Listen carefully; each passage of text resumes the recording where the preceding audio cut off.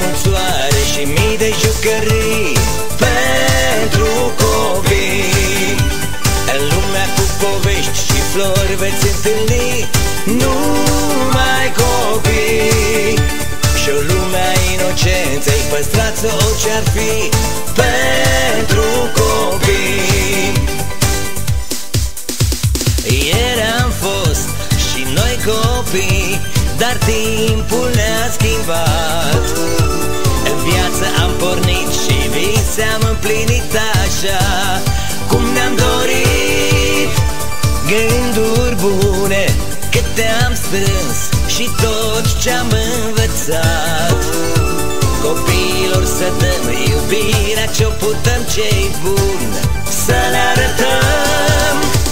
E o lume minunată în care veți găsi numai copii. O lume cu mult soare și mii de jucării pentru copii.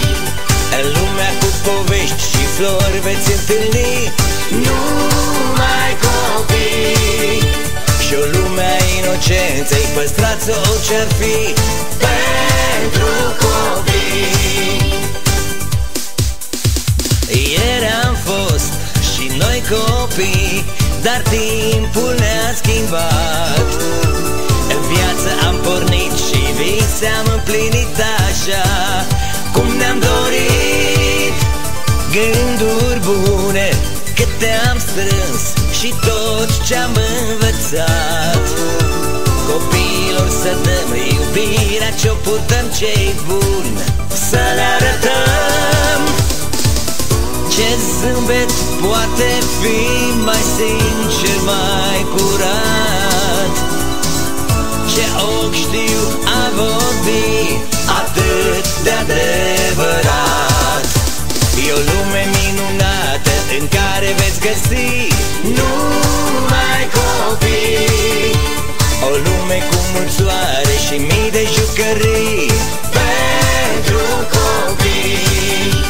În lumea cu povești și flori veți întâlni numai copii.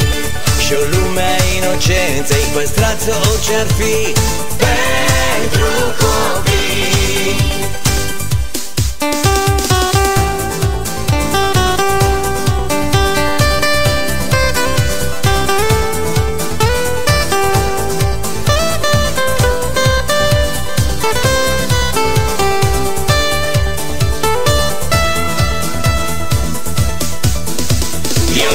Minunată în care veți găsi numai copii.